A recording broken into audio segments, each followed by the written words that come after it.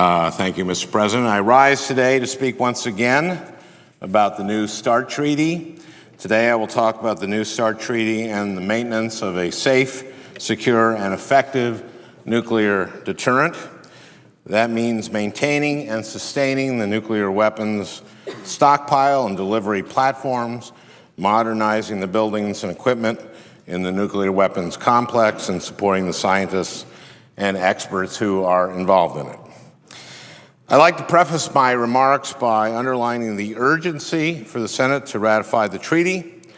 How can it be that we don't have a treaty with Russia in place, along with its verification regime, 360 days after the expiration of the original START Treaty? That's more than 6 months after the administration submitted the treaty to the Senate. The verification regime will provide insight into Russian forces, insight that's degrading over time without the treaty in place. We need to ratify the treaty now. For decades, our relations with the Soviet Union and now with Russia have been stabilized and made more predictable and cooperative through arms control agreements. How can it be that now, when Russia is no longer our enemy and yet not our ally, that my friends across the aisle are refusing to move forward on ratifying a modest treaty that's critical to our national security? If consideration of the treaty is delayed or blocked, it will make cooperation with Russia on national security interests much more difficult, if not impossible. Do you seriously believe that if you block or reject the treaty, we'll see Russia's continued cooperation with international sanctions in Iran?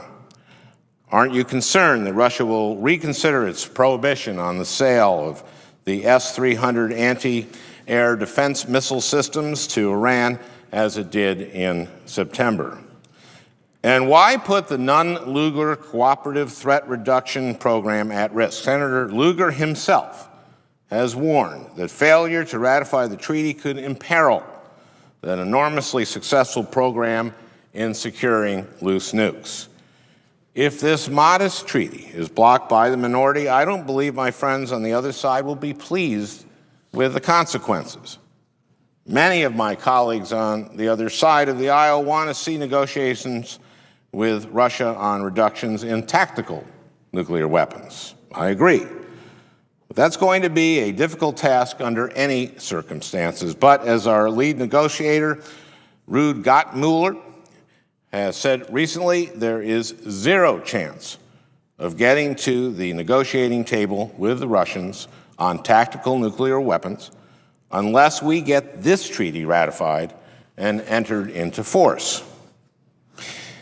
It's also important to note that my colleagues on the other side of the aisle have been delaying consideration of the treaty for some time. Back in August, Senator McConnell said, quote, "The only way this treaty gets in trouble is if it's rushed." And Senator Kyle told reporters that since it could be hard to get everything done before the November election, the Senate might need a lame duck session to vote on New START. The administration and Chairman Kerry deferred to those Republicans, but now those same colleagues are saying we can't do it during the lame duck session. So them I say, if not now, when? If we defer and delay further, we risk a collapse in relations with Russia, including the loss of their continued cooperation on the all-important Iran issue. Now, the remaining objection to ratification that Republicans have raised is not a feature of the treaty itself, but maintenance and modernization of our nuclear arsenal and complex. There is bipartisan agreement that as our nuclear arsenal gets smaller through arms control agreements, ensuring that it remains safe, secure, and effective takes on added importance. From my perspective, that's the fundamental justification for nuclear modernization. And I agree with Senator Kyle, who emphasized in a floor statement, and I quote, "the direct link between nuclear force reductions and modernization of the U.S. nuclear weapons complex." Likewise, Senator McCain has noted that, quote, as we move to reduce the size of our nuclear stockpile, this modernization effort becomes all the more important. The Obama administration has made a serious commitment to nuclear modernization, and they've paired it with arms control. We have an extensive set of programs in place to retain confidence in the stockpile without testing. We're extending the life of our current nuclear delivery vehicles and studying, planning, and beginning the next generation. And we're continuing to develop plans for major improvements in the complex of facilities to support our nuclear enterprise. I support the administration's approach to modernization tethered to arms control. Now, I have to admit, in these economic times, I do have concerns with spending $85 billion on an enormous nuclear complex. That's a staggering amount of money. Without a commitment to arms control and nonproliferation, it's impossible to justify spending that much money. This is the 21st century, not the Cold War, and our needs are different. That's why I won't support this massive investment in modernization without an equal commitment to arms control and nonproliferation. That's why earlier this year I joined several colleagues in writing to the Budget Committee in support of the administration's massive fiscal year 2011 request for the National Nuclear Safety Administration, or NNSA. I will continue to fight for nuclear modernization paired with arms control, but they must be paired. Our national security requires it, and political reality requires it. That's what the Congressional Committee on the Strategic Posture of the United States, better known as the Perry-Slesinger Commission, made clear. The Commission's report has been the touchstone on all sides of the debate over New START.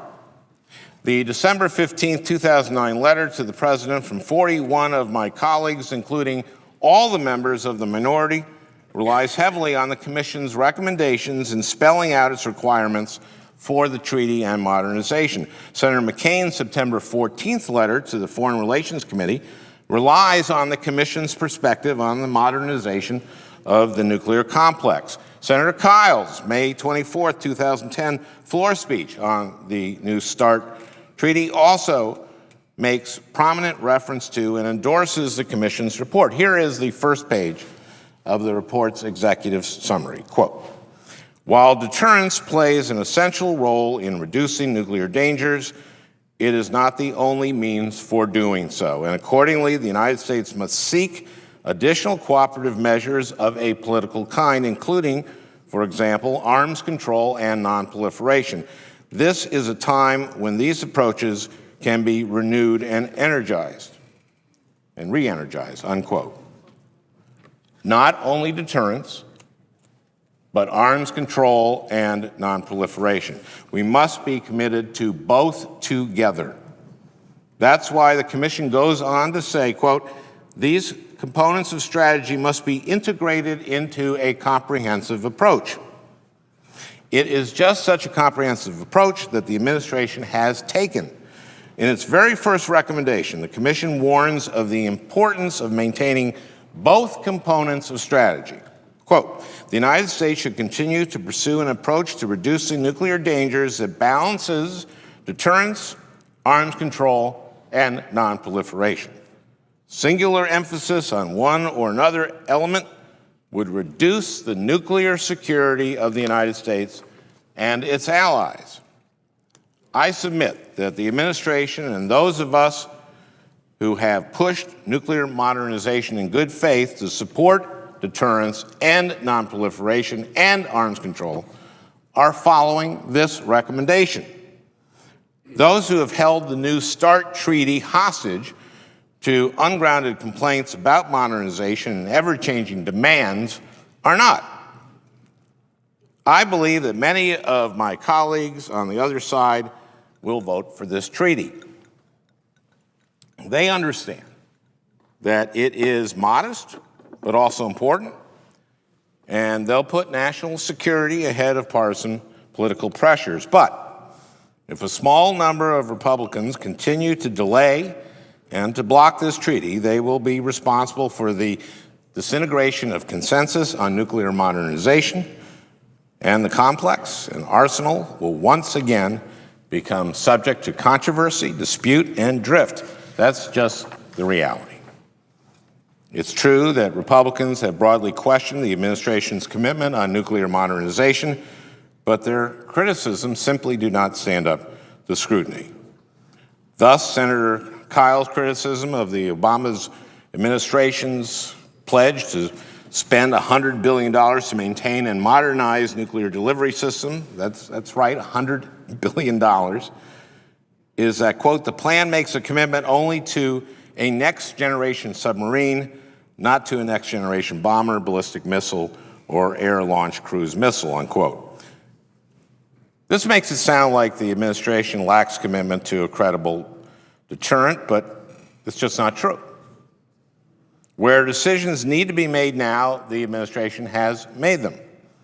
With respect to the SSBN-X, the next generation submarine, where decisions would benefit from further consideration and do not need to be made now, that's exactly what's happening. The administration is undertaking a comprehensive set of assessments of 21st century threats and needs, and it will then make decisions on what follows the Minuteman III, the air-launched cruise missile, and the B-52 and B-2. The Minuteman III missile is by congressional mandate having its life extended through 2030. Studies to inform the decision about the follow-on are needed now, and they are, in fact, happening. Similarly, the Department of Defense is studying the right mix of long-range strike capabilities, and part of that will be the appropriate role for successors to the air-launched cruise missile and the bomber. The decision with respect to our bombers can be made in the future because the bombers, though old, don't get that much stress and still have a lot of life left in them. Same is true for the air-launched cruise missile, though a decision on that will follow next will be made sooner. The decision on our long-range strike capabilities should be deferred in part because, as the Undersecretary of Defense recently explained, the DoD will seek the same productivity growth and cost savings here as it is pursuing with the SSBN-X submarine. On the nuclear stockpile, the administration, with congressional support, is moving forward with the ongoing life extension program for the W-76 and with studies for the B-61 life extension program. It will also conduct a similar study for the W-78, including exploring the potential for a common system with the W-88 warhead. Some of my Republican friends have complained that the administration's policy for the refurbishment, reuse, and replacement of nuclear components in the warheads unduly constrains the work of scientists in the nuclear complex. This is not so, as the lab directors have testified. These lab directors are on the front lines of maintaining and modernizing the stockpile, and they will have the flexibility that they require. Then there is the nuclear complex. In the 10-year plan the administration submitted under Section 1251 of last year's defense authorization, the administration made an historic investment in the nuclear complex. It set a dramatically higher baseline for FY 2011. It included several years of funding increases consistent with what the NNSA can absorb and execute. And over 10 years, it initially committed an $80 billion investment in the nuclear complex, a $10 billion increase. Now, the Democratic Congress took the extraordinary step this past September of including funding at the full FY 2011 level for weapons activities in the continuing resolution. We passed almost everything else in the continuing resolutions stuck to 2010 levels. The nuclear complex is one of the most controversial parts of the debate over nuclear modernization, particularly the prospect of replacing two major facilities. The first is the Chemistry and Metallurgy Research Facility replacement at Los Alamos, which is central to our plutonium capabilities. The second is the uranium processing facility at the Y2 plant in Tennessee. Republicans have complained that there is uncertainty and not enough funding for these two replacement projects, but the administration's budget has shown a significant commitment. Where there is uncertainty, it is not due to a lack of commitment on the administration's part, but simply because the design and planning process for these facilities are in an early phase. We simply don't know what construction of the facilities is going to cost, and that's something the FY 2011 budget submission from NNSA makes abundantly clear. To budget as though we did know those costs would be irresponsible, especially for an agency that is historically plagued by cost overruns. It's simply too soon to have a solid baseline planning number. Now, to be sure, the administration has been updating and revising its plans and estimates. 2 weeks ago, it released an update to its Section 1251 report with a revised, substantially higher cost estimate for both replacement facilities. It also included yet more funding for NNSA's overall budget. The administration has proposed an additional $600 million in funding for FY 2012 and an additional $4.1 billion over the next 5 years. That brings the total for the next decade to $85 billion. This both serves as a reminder that it's too early to have a fixed budget for the new facilities and also strongly reinforces the administration's good faith effort and commitment. This brings me back to my fundamental point. I believe that support for the two new facilities can be sustained if we follow the path laid out by the Perry-Slesinger Commission and pursued by the administration. This means balancing deterrence, arms control, and non-proliferation. The reality is that there will be significant questions and doubts about proceeding with such a costly modernization effort if it's not accompanied by equal support for arms control and non-proliferation. There is no doubt that the existing facilities are aging and run down. There are even safety problems. Something must be done. But if we are going to move forward effectively, modernization must be paired with arms control. And that starts with a modest first step, ratification of the New START Treaty. Without that step, consensus will break down, the replacement facilities will once again lose a coherent mission, and we will be stuck with drift and controversy. The Perry-Slesinger Commission recognizes that if it's not possible to sustain the budget requisite for both facilities concurrently, choices will have to be made. They give powerful reasons for moving forward with the Chemistry and Metallurgy Research Facility before the uranium processing facility. That is the kind of tough choice we'll have to make if New START is not ratified. Similarly, real uncertainty will creep into the consideration of just what sort of project the Chemistry and Metallurgy Research Facility should be. Let me conclude by noting that the administration and the Democratic Congress have met every demand that many of my friends across the aisle have made on modernization. To my friends on the other side, I say, look at the demands in the December 2009 letter that you all signed. The administration has met each and every one of those demands. Look at what Senator Kyle said in an op-ed in July. Quote, a key test is whether the Democratic-controlled Congress will approve the president's nuclear modernization request for the coming fiscal year. We passed that test, and as I mentioned earlier, under an otherwise flatlined continuing resolution. In that same piece and in his March letter with Senator McConnell, to the President. Senator Kyle indicated he wanted assurances that the FY 2012 budget would include adequate funding as well.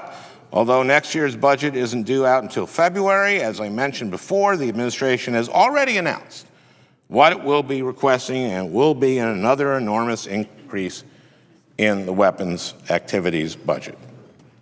Can there really be any doubt that the administration will move aggressively forward with modernization if Republicans take the first modest step of ratifying the New START treaty now?